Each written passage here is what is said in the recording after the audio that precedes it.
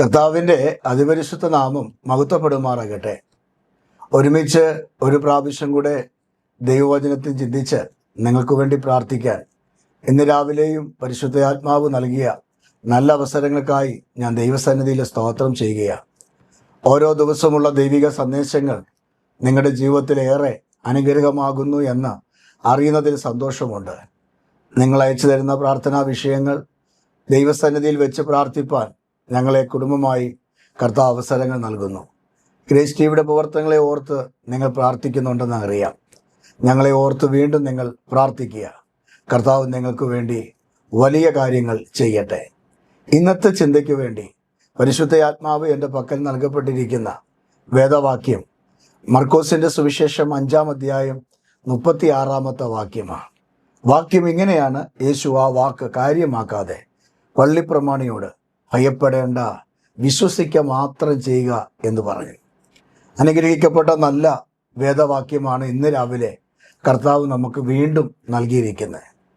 പള്ളിപ്രമാണിയായ യായിറോസിനോട്, പള്ളിയിലെ കാര്യങ്ങളെല്ലാം ചെയ്യുന്ന, ന്യായപ്രമാണത്തെ അരച്ച് കുടിച്ച് പഠിച്ച, അത് മറ്റുള്ളവർ ഉപദേശിക്കുന്ന, അപ്രകാരം ജീവിക്കുന്ന ഒരു മനുഷ്യനാണ് യായിറോസ്. പള്ളിപ്രമാണിയാണ്. ഈ പള്ളിപ്രമാണിയായിരിക്കുന്ന ഈ മകൻ യേശുവിൻ്റെ അടുക്കൽ വന്നിട്ട് ഒരപേക്ഷയാണ്. അപേക്ഷ ഇത്ര മാത്രമാണ് പറയുന്നത്: തൻ്റെ കുഞ്ഞുമകൾ മരിക്കത്തക്ക രീതിയിൽ രോഗം പിടിച്ച് കിടക്കുകയാണ്. ഏതാണ്ട് 12 വയസ്സ് പ്രായമുണ്ട്. ആ കുഞ്ഞ്, എൻ്റെ ഭാഷയിൽ പറഞ്ഞാൽ, എൻ്റെ ചിന്തയിൽ പറഞ്ഞാൽ, ഏറിയൊന്ന് വൈദ്യന്മാരിൽ ആശ്രയിച്ച് കാണും. കൊടുക്കാവുന്ന മെഡിസിൻ എല്ലാം കൊടുത്തു കാണും. കാണിക്കാവുന്ന ഡോക്ടേഴ്സിനെ, വൈദ്യന്മാരെ എല്ലാം കാണിച്ചു കാണും. പക്ഷെ സൗഖ്യമാക്കാൻ കഴിയാതെ വന്നപ്പോൾ അപ്പനൊരു കാര്യം മനസ്സിലായി: ഇനി ന്യായപ്രമാണത്തെ ഞാൻ പിടിച്ചുകൊണ്ടിരുന്നിട്ട് കാര്യമില്ല. യേശുവിന് മാത്രമേ എൻ്റെ കുഞ്ഞിനെ സൗഖ്യമാക്കാൻ കഴിയൂ. അതുകൊണ്ട് യേശുവിൻ്റെ അടുക്കലേക്ക് അവൻ ഓടിച്ചെന്നു. യേശുവിനോട് പറയുകയാ: നീ എൻ്റെ വീട്ടിലൊന്ന് വരണം. എൻ്റെ വീട്ടിൽ വന്ന് എൻ്റെ കുഞ്ഞുമകളെ ഒന്ന് തൊടണം. അവള് മരിക്കത്തക്ക രീതിയിൽ രോഗം പിടിച്ച് കിടക്കുകയാണ്. പ്രിയരെ, അപ്പൻ്റെ ആ കണ്ണുനീരും ആ പ്രാർത്ഥനയും യേശുവിൻ്റെ മുമ്പിൽ പകരുകയാണ്. ആ സമയം അവിടെ ഒരു രക്തസ്രാവക്കാരിയായ സ്ത്രീ വന്ന് യേശുവിൻ്റെ വസ്ത്രത്തിൻ്റെ തൊങ്ങലിൽ തൊട്ട് സൗഖ്യമാകുകയാണ്. ആ സംഭവം അരങ്ങേറിക്കൊണ്ടിരിക്കുമ്പോൾ യായിറോസിൻ്റെ വീട്ടിൽ നിന്ന് ആള് വന്നു. യായിറോസിനോട് പറയുകയാ: ഗുരുവിനെ നീ അസഹ്യപ്പെടുത്തണ്ട, കാരണം നിന്റെ കുഞ്ഞുമകള് കഴിഞ്ഞുപോയി, അർത്ഥം മരിച്ചുപോയി. വീട്ടിൽ നിന്ന് മരിച്ച് കിടക്കുന്ന കുഞ്ഞിനെ കണ്ടിട്ട് വീട്ടിലുള്ളവർ, ഒരുപക്ഷെ ബന്ധുക്കളാകാം, ചർച്ചക്കാരാകാം, അയൽവക്കക്കാരനാകാം, അല്ലെങ്കിൽ ഒത്തിരി വേണ്ടപ്പെട്ട വ്യക്തികളാകാം, ആരോ വീട്ടിൽ നിന്ന് കുറേ പേര് വന്ന് ഈ യായിറോസിനോട് പറയുകയാണ്: യേശുവിനോട് ഇനി പറഞ്ഞിട്ട് കാര്യമൊന്നുമില്ല, ഇനി യേശുവിനെ ശല്യം ചെയ്യണ്ട, നിന്റെ കുഞ്ഞുമകള് മരിച്ചുപോയി എന്ന. യേശു ആ വാക്ക് കേട്ടു. പക്ഷേ ആ വാക്ക് കേട്ട അപ്പൻ അവിടെ നിന്ന് പൊട്ടിക്കരയുകയാണ്. തൻ്റെ കുഞ്ഞുമകൾ പോയല്ലോ, യേശു എൻ്റെ വീട്ടിൽ വന്നിരുന്നെങ്കിൽ, യേശു എൻ്റെ കുഞ്ഞിനെ തൊട്ടിരുന്നെങ്കിൽ, യേശു എൻ്റെ കുഞ്ഞിനോടൊന്ന് സംസാരിച്ചിരുന്നെങ്കിൽ, യേശുവിൻ്റെ ആ കരം കൊണ്ട് എൻ്റെ 12 വയസ്സുള്ള കുഞ്ഞിൻ്റെ ആ നെറ്റിയിലൊന്ന് തലോടിയിരുന്നെങ്കിൽ എൻ്റെ കുഞ്ഞുമകൾ ഒരു പക്ഷെ ജീവിക്കുമായിരുന്നു. യേശു വന്നില്ലല്ലോ, ഇവിടെ ലേറ്റായി പോയല്ലോ എന്ന് പറഞ്ഞ് ചിന്തിച്ച് യായിറോസ് പൊട്ടിക്കരയുകയാണ്. ഒരപ്പൻ്റെ വേദന, മകൾ മരിച്ച ഒരപ്പൻ്റെ വേദന, അതെനിക്കേറെ മനസ്സിലാകും. അങ്ങനെയാണെങ്കിൽ പ്രിയരെ, ഈ മക്കള്, അപ്പൻ ജീവിച്ചിരിക്കുമ്പോൾ, അമ്മ ജീവിച്ചിരിക്കുമ്പോൾ തലമുറ മരിക്കുക എന്ന് പറയുന്നത് ഭയങ്കര വേദനയാണ്, ഭയങ്കരമായ വേദനയാണ്. ആ അപ്പൻ ഭയങ്കരമായിട്ട് വേദനിച്ചു. അവൻ പൊട്ടിക്കരയുകയാണ്: അയ്യോ, എൻ്റെ കുഞ്ഞുമകൾ തീർന്നു, കഴിഞ്ഞുപോയി, എൻ്റെ കുഞ്ഞുമകളെ എനിക്കിനി കിട്ടില്ലല്ലോ. അവൾ 12 വർഷം അവൻ വളർത്തി, സ്നേഹിച്ച്, പോറ്റി, പുലർത്തിയ ഒരു കുഞ്ഞാണ്. പക്ഷെ പെട്ടെന്നുള്ള രോഗത്താൽ ആ കുഞ്ഞ് മരിക്കുകയാണ്. മരിച്ചു എന്ന് തിട്ടപ്പെടുത്തിയ ശേഷം, മരിച്ചു എന്ന് ഉറപ്പ് വരുത്തിയതിനു ശേഷം അവർ വന്ന് യേശുവിനോട് പറയുകയാ, യായിറോസിനോട് പറയുകയാ: കുഞ്ഞ് മരിച്ചുപോയി. എന്നാൽ വായിച്ച വാക്യത്തിൽ കാണുന്നത് ഇങ്ങനെയാണ്: യേശു ആ വാക്ക് കാര്യമാക്കാതെ, ഏത് വാക്ക്? മരിച്ചു എന്ന വാക്ക് കാര്യമാക്കാതെ. ഇന്ന് രാവിലെ ചില വാക്കുകൾ നീ കേട്ടാൽ കാര്യമാക്കരുത്. ചില വാക്കുകൾ നിന്റെ കാതിൽ കേൾക്കാം, ചില നിന്റെ കണ്ണു മുമ്പിൽ കണ്ടേക്കാം, പക്ഷെ നീ കാര്യമാക്കണ്ട. യേശു ആ വാക്ക് കാര്യമാക്കിയില്ല. എന്നിട്ട് മരിച്ചെന്ന് കേട്ടിട്ടും യേശു ആ വാക്ക് കാര്യമാക്കാതെ നിസ്സാരവൽക്കരിച്ചിട്ട് യായിറോസിന്റെ മുഖത്തേക്ക് നോക്കി യേശു പറയുകയാണ്, ഭയപ്പെടേണ്ട, വിശ്വസിക്കുക മാത്രം ചെയ്യുക. പ്രിയരെ, ചിലതൊക്കെ തകർന്നു പോയെന്നും ചിലതൊക്കെ തീർന്നു പോയെന്നും ചിലതൊക്കെ അസ്തമിച്ചെന്നും ഇനിയൊരു വഴി തുറക്കില്ല, ഇനി ആ കമ്പനിയിൽ ജോലി കിട്ടില്ല, ഇനി ആ വിവാഹം നടക്കില്ല, ഇനിയും ആ വീട് വെക്കാൻ പറ്റില്ല, ആ വസ്തു ഇനി നിങ്ങൾക്ക് കിട്ടത്തില്ല, ആ ഓഹരി അപ്പൻ്റെ ഷെയർ നിങ്ങളുടെ കൈ വരത്തില്ല എന്ന് നിങ്ങളുടെ കാതിൽ ആര് വന്ന് പറഞ്ഞാലും ഇന്ന് രാവിലെ യേശു കർത്താവ് പറയുക, ഭയപ്പെടേണ്ട, വിശ്വസിക്കുക മാത്രം ചെയ്യുക. നിങ്ങൾ ഭയപ്പെടേണ്ട. ജോലി നഷ്ടപ്പെട്ടു പോകുമോ എന്നുള്ളൊരു ഭയമുണ്ടല്ലോ, കഷ്ടപ്പാട് മാറത്തില്ല എന്നൊരു ഭയം, രോഗം ഇനി നിന്നെ കൊണ്ടേ പോകൂ എന്നുള്ള ഭയം ഇല്ല. ആ ഭയത്തിൽ നിന്ന് വിടുവിക്കുവാൻ ദൈവത്തിന് കഴിയും. എനിക്കറിയാം ഒരു ദൈവദാസനെ, ആ കർത്താവിൻ്റെ ദാസൻ കഴിഞ്ഞ ദിവസം എന്നോട് പറഞ്ഞ ഒരു സാക്ഷ്യമുണ്ട്. അദ്ദേഹത്തിൻ്റെ കാലിൽ മുറ്റത്ത് പണിയെടുത്തുകൊണ്ടിരിക്കുമ്പോൾ ആ വിരലിൻ്റെ അടിഭാഗത്ത് ഒരു ചെറിയ സൂചി പോലെ ഒരു മുറിവ് സംഭവിച്ചു. അത് അദ്ദേഹം കാര്യമാക്കിയില്ല. 2 ദിവസത്തിനുള്ളിൽ തനിക്ക് നല്ലൊരു പനി വന്നു. ആ പനിയാണല്ലോ എന്ന രീതിയിൽ അതിനെ കണ്ട് പനിക്കുള്ള മരുന്നുകൾ വാങ്ങി കഴിച്ചു. കുറേ ദിവസങ്ങൾ അല്ലെങ്കിൽ 2-3 ദിവസങ്ങൾ കഴിഞ്ഞപ്പോൾ തൻ്റെ കാല് നിലത്ത് കുത്താൻ വയ്യ, തൻ്റെ കാലിൽ നീര് വെക്കാൻ തുടങ്ങി.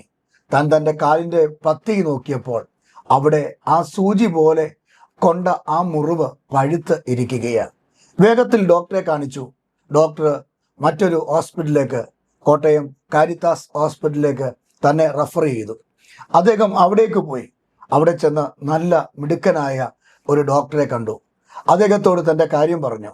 അദ്ദേഹം തൻ്റെ കാലെല്ലാം ചെക്ക് ചെയ്തിട്ട് പറഞ്ഞു, മുട്ടിൻ്റെ താഴെയായി നിന്റെ ഞരമ്പുകൾക്കകത്ത് പഴുപ്പ് കയറി കഴിഞ്ഞു, അത് സെപ്റ്റിക്കായി കഴിഞ്ഞു, അതുകൊണ്ട് ഇനി ഒന്നും ചെയ്യാനില്ല. വീട്ടുകാരോട് അദ്ദേഹത്തോട് പറഞ്ഞില്ല, വീട്ടുകാരോട് പറഞ്ഞു മുട്ടിൻ്റെ താഴെ വെച്ച് മുറിച്ച് കളയേണ്ടി വരും. കാരണം ഇത് ബ്രെയിനിലോട്ട് കയറിപ്പോയാൽ അത് വേറൊരു പ്രയാസമായിട്ട് മാറും, മരണം വരെ സംഭവിക്കാം. അതുകൊണ്ട് മുട്ടിൻ്റെ താഴെ വെച്ച് മുറിച്ച് കളയണം എന്ന് വീട്ടുകാരോട് പറഞ്ഞു.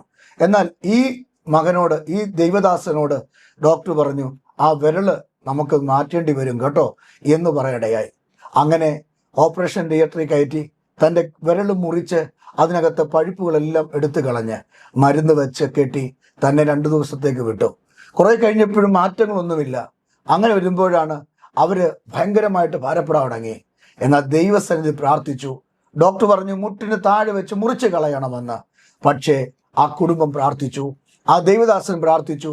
പക്ഷെ ആ ദൈവമക്കളെ ഞാൻ ആത്മാവി പറയട്ടെ, ആ ദൈവദാസൻ എന്നോട് പറഞ്ഞത് മുട്ടിൻ്റെ താഴെ വെച്ച് മുറിച്ച് കളയണം എന്ന് പറഞ്ഞ ആ കാല്, അദ്ദേഹം എന്നെ കാണുമ്പോഴും സംസാരിക്കുമ്പോഴും ആ കാല് അവിടെയുണ്ട്, സൗഖ്യത്തോടെയുണ്ട്. കാരണം ആ മുട്ടിൻ്റെ താഴെ ഞരമ്പുകളിലേക്ക് കയറിപ്പോയ ആ പഴുപ്പുകളെ കളയുവാൻ ദൈവത്തിന് കഴിഞ്ഞു.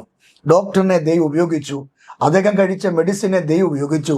തൻ്റെ കാലുകൾക്ക് ഒരു വിരൽ നഷ്ടപ്പെട്ടു പോയെങ്കിലും മറ്റ് കേടുപാടുകൾ കൂടാതെ ഇന്നും ഓടിച്ചാടി ദൈവവേല ചെയ്തുകൊണ്ടിരിക്കുന്ന ഒരു ദൈവദാസനെ ഞാൻ കഴിഞ്ഞ ആഴ്ച പരിചയപ്പെട്ടു.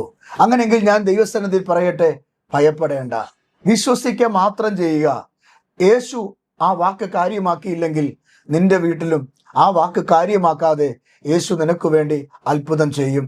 ഒരു പള്ളിപ്രമാണിയോട്, യായിറോസിനോട് യേശു പറഞ്ഞ അതേ അർത്ഥം ഇന്ന് രാവിലെ നിങ്ങളോടും കർത്താവ് പറയുക, ഭയപ്പെടേണ്ട, ആ രോഗം മാറും.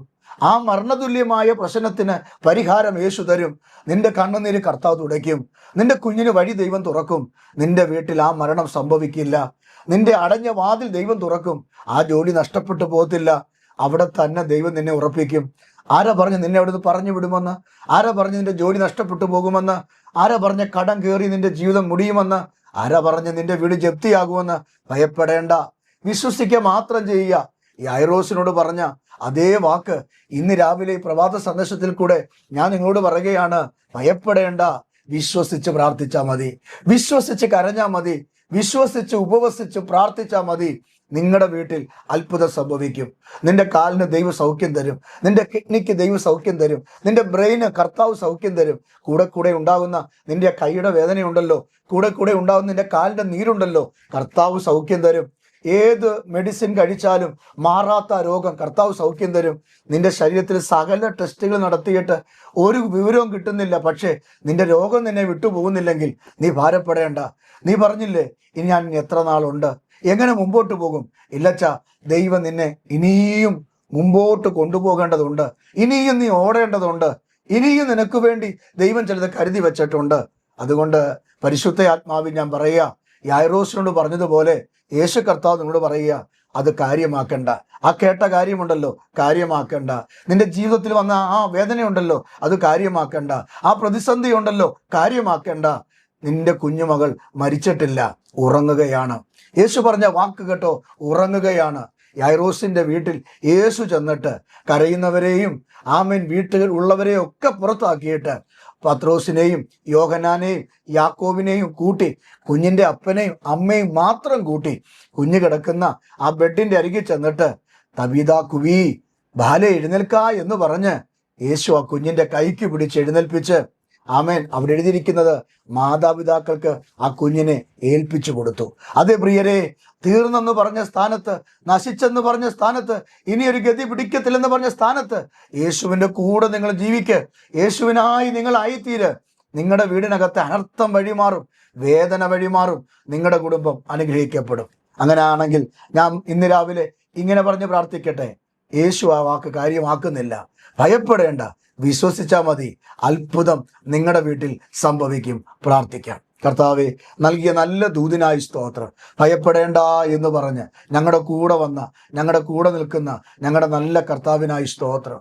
വേദനകളും പ്രതിസന്ധികളും ദുഃഖങ്ങളും വരുമ്പോൾ ഞങ്ങളെ തകർന്നു പോകാതെ ഞങ്ങളെ ജയോത്സവമായി നടത്തുന്ന അങ്ങയുടെ പദ്ധതിക്കായി സ്തോത്രം. യായിറോസിന്റെ വീട്ടിൽ അത്ഭുതം സംഭവിച്ചതുപോലെ ഇവരുടെ വീട്ടിൽ അത്ഭുതം സംഭവിക്കട്ടെ. കെട്ടഴിയട്ടെ, ബന്ധനമഴിയട്ടെ, പരാജയങ്ങൾ വഴിമാറട്ടെ കർത്താവേ. ഇവർ അനുഗ്രഹിക്കപ്പെടട്ടെ കർത്താവേ. വിടുതൽ ഉണ്ടാകട്ടെ കർത്താവേ. ദൈവ സാന്നിധ്യം ഉണ്ടാകട്ടെ കർത്താവേ. അപ്പച്ചന്റെ കരങ്ങളിൽ ഏൽപ്പിക്കുന്നു. കൃപയുടെ മറവിൽ മറയ്ക്കണമെന്ന് പ്രാർത്ഥിക്കുന്നു. യേശുവിൻ നാമത്തിൽ തന്നെ ആമേൻ. ധൈര്യമായിട്ടിരിക്കൂ, ഭയപ്പെടേണ്ട. യേശു ആ വാക്ക് കാര്യമാക്കിയില്ല. നിങ്ങളുടെ കാര്യത്തിലും കർത്താവ് ചില കാര്യങ്ങൾ ചെയ്യും. വിശ്വാസത്തോടെ പ്രാർത്ഥിക്കുക. പരാജയങ്ങളെ ജയമാക്കാൻ കർത്താവ് കൂടെയുണ്ട്. ആമേൻ.